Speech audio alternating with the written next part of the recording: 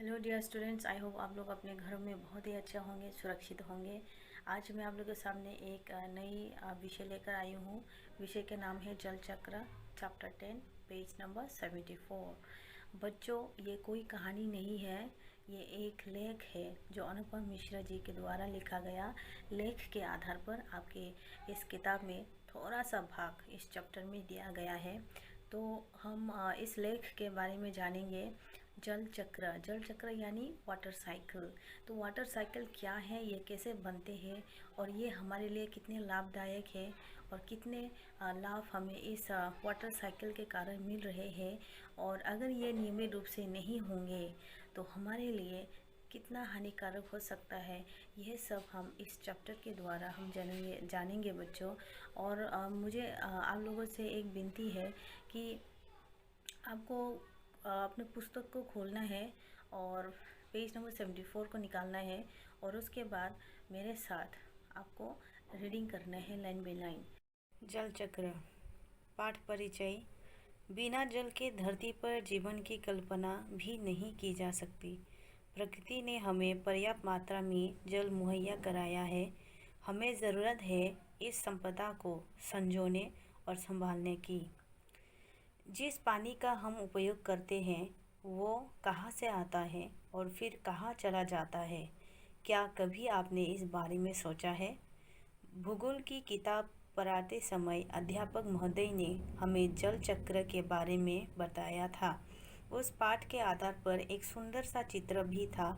उस बड़े से चित्र में सूरज, समुद्र, बादल, धरती, बरसात की बूंदें, बहती हुई एक नदी और उसके किनारे बसे गांव या शहर बने हुए थे। चित्र के दूसरे भाग में यही नदी अपने चारों तरफ का पानी लेकर उसी समुद्रों में मिलती दिखाई दे रही थी। चित्र में कुछ तीर भी बने हुए थे। इन तीरों के आसपास ये जानकारी दी गई थी कि समुद्र से उठी भाप बादल बनकर कैसे पानी में बदलती है और फिर जल की यात्रा समुद्र से शुरू होकर कैसे समुद्र में समाप्त हो जाती है। इस तरह जल चक्र पूरा हो जाता है। चलो थोड़ी देर के लिए हम पानी के इस चक्कर को भूल जाएं और याद करें अपनी गुल्लक को। जब हमें कोई पैसा देता है तब हम खुश होकर दौड़कर उसे झट से अपनी गुल्लक में डाल देते हैं।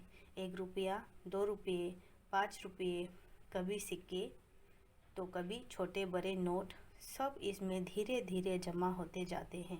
फिर जब कभी हमें कुछ पैसों की ज़रूरत पड़ती है तब इस गुल्लक की बचत का उपयोग कर लेते हैं।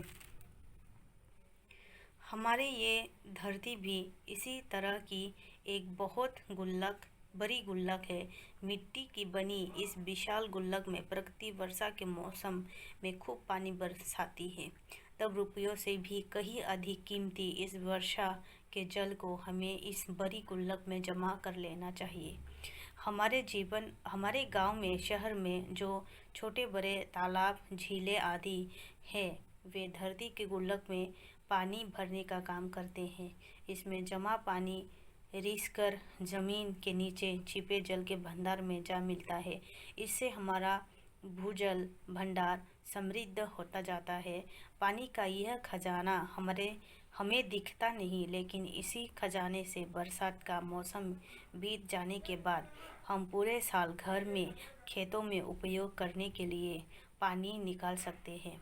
लेकिन एक दौर ऐसा भी आया जब हम इस छिपे खजाने का महत्व भूल गए और ज़मीन के लालच में हमने अपने तालाब को कचरे से पाटकर समतल बना दिया। देखते ही देखते इन पर कहीं मकान, कहीं बाजार, कहीं स्टेडियम और कहीं सिनेमाघर आदि खड़े हो गए। इस बड़ी गलती की सज़ा अब हम सबको मिल रही है। गर्मी के दिनों में हमारे नल प्रायः सूख जाते हैं और बरसात के दिनों में हमारी बस्तियां डूबने लगती है। यदि हमें अकाल और बाढ़ से बचना है तो हमें अपने आसपास के जल स्रोतों की, तालाबों की और नदियों की रखवाली करनी पड़ेगी। जल चक्र हम ठीक से समझें, बरसात में उसे थाम ले अपना भूजल भंडार सुरक्षित रखें, अपनी गुल्लक भरते रहें, तभी ज़रूरत के समय हमारा सामना पानी की किल्लत से नहीं होगा।